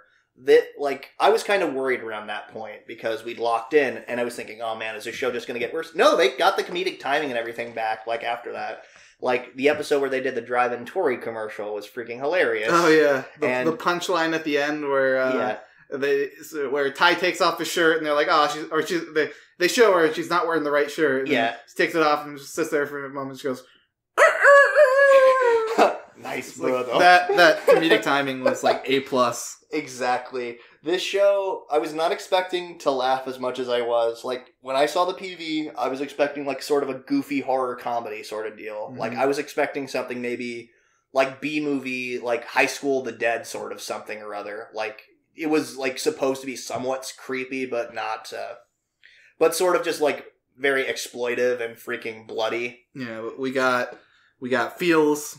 We got laughs. We got idols. We got inspirational moments. Yeah. We got fucking laser light shows. Laser light. Oh my god, that scene was so dumb but so amazing. Like, in this show, it just worked. Yeah, because I talked about it, I think the week that episode came out. I don't remember which one it was. Mm-hmm. But they did it so unapologetically, and they took it so seriously that it was just super kick-ass. Exactly. And also the soundtrack, like, all the songs they do are really good, too. Mm-hmm. Absolutely. Really catchy. And there's also a hint for a season 2, which, if there is, then great. I hope that this series got enough hype behind it to warrant a second season. Yeah, I'll pick it up. No absolutely. As long as it keeps delivering on the same type of comedy and stuff like that, then absolutely I will watch a second season of this. But given all that, I would give this show a strong 8.5, I think. Yeah, I'd give 8.5 as well. Yeah. It was just really good. Exactly. That's all there is to say. So, 8.5 overall. That's all of the shows that we focused on watching this season. We watched a couple things on the side. Like, I watched Uzumade, which I had a lot of fun with. But you've acknowledged that it's just freaking garbage, right? I don't know if I'd call it garbage. It's a little trashy, that's for sure, because just because of the whole the main character is a pedophile, pretty much. Exactly. But it's like they end up getting kind of more attached by the end. Yeah, it's just kind of it's a little heartwarming. All right, as you get further on. I watched a bit. I watched like 7 episodes of Hinamara Zumo, but I haven't quite finished that. That's pretty good so far. Yeah, I heard that was actually a pretty good sports show. Yeah, have you watched any side stuff this season? Not particularly. I was going to start watching Full Metal Alchemist. I just kept kind of putting it off. We started watching Rascal Does Not Dream Bunny Girl Senpai. It's a shame we weren't watching this as it was airing. Yeah, but like it was by the point I heard it was really good. It was already like I think week 6 or 7. Yeah, exactly. And I I'll just wait until it's out so I can just watch it all whenever I feel like it. It was just one of those shows that regrettably did kind of just slip under our radar. Yeah, it was. It's really good so far. Yeah, we've watched 4 episodes so far, and it doesn't show any sign of getting any worse. Yeah, it's very Monogatari-esque. Oh yeah, it's definitely. I mean, I don't want to say someone's copying something, but it definitely feels like the author got very inspired by Monogatari. Oh, absolutely. Like, I definitely get Monogatari feels. Without so much, it's definitely got a more grounded art style than Monogatari does, because Monogatari's art style, at least it's like, I guess you could say it's Monogatari with all the Shaftisms about it. Yeah, Monogatari is very like avant-garde, exactly. Silent film kind of feeling. Exactly. Which this is a little bit more like grounded and not as quirky and insane. It still definitely got like that kind of really just snappy, like witty dialogue though. Mm-hmm. The dialogue in that show is amazing. That time I got reincarnated as a slime. We watched we watched a little bit of it after the fact of even after we said we dropped it, we watched a few episodes, and we weren't going to talk about it so much on the show. Yeah, we watched up to episode 6, which is apparently the episode right before it gets really good. Yeah, who'd have thunk, huh? It was because, up to the point where, before that point, it was just, it was really interesting in the first, 2 episodes.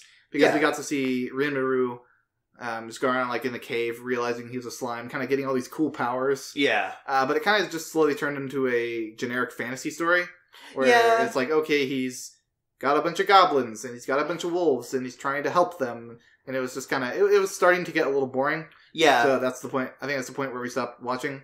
But apparently, after he gets the human form, the series gets way more interesting. You bring in all those interesting looking characters from the opening, and I think there's more stakes. So yeah, that is ultimately what I've heard too. A good description I've heard about it is it's almost like a Paragon run of Overlord.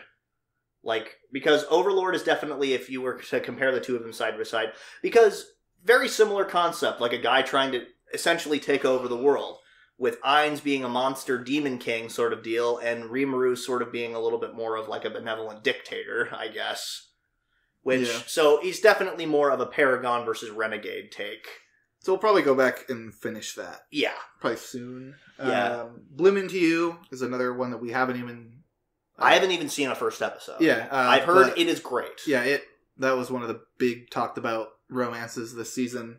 And I've heard almost nothing but good things. But it might be a little bit disappointing to some people because apparently where they are in the anime, they're pretty damn close to caught up with the manga, so it'll be a while before there's ever a second season. Yeah. If there is. A lot of romances don't actually ever have a sequel. Yeah. Because it's not like a thing that really pushes... I don't know. Kimi no Todake had like 2 seasons, technically speaking.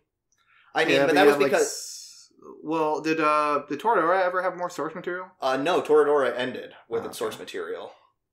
So I think that this was just a series where they caught up with the source material, so they might not get back to it anytime soon, if ever.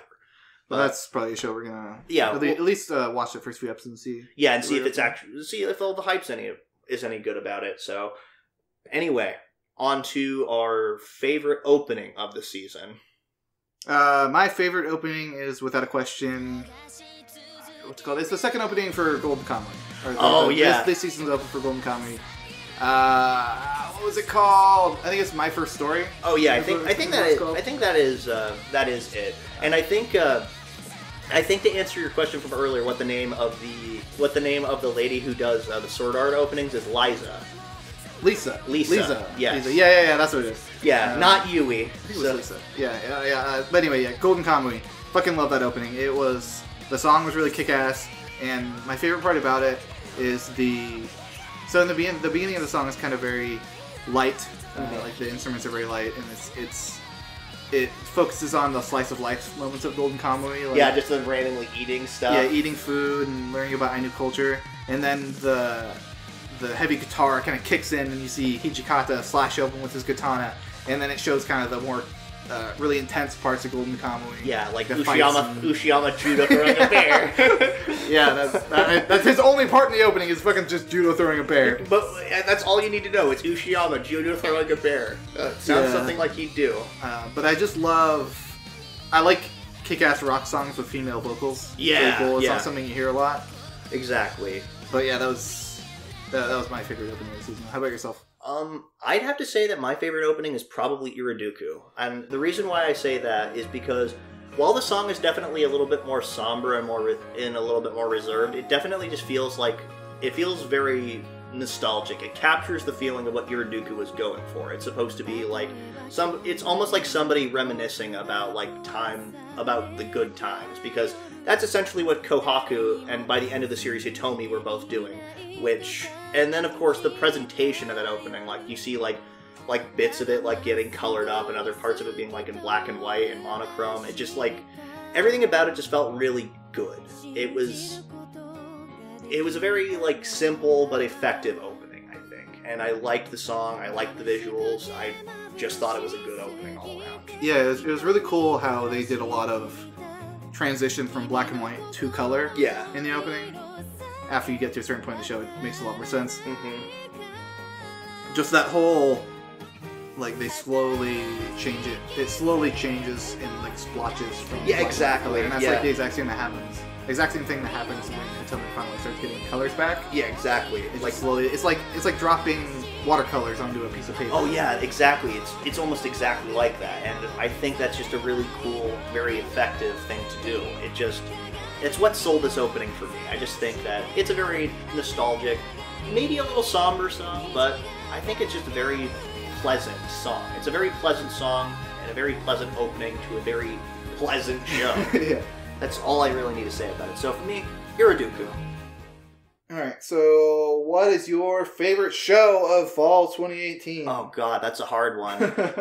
if we're talking new show this season, then I'm gonna probably say IRODUKU.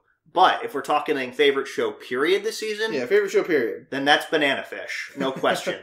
Because I think Banana Fish was my favorite show of the last season, and it just kind of carried over. And that ending, my god, that ending, perfect. Like, so for me, that's Banana Fish, with IRODUKU being a very close second.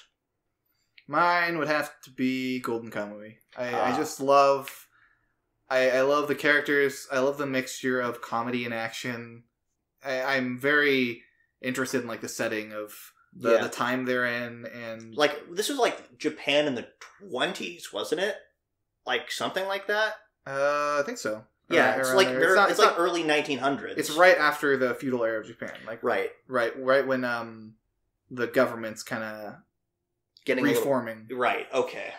But yeah, I love like all the stuff we learned about the Ainu culture.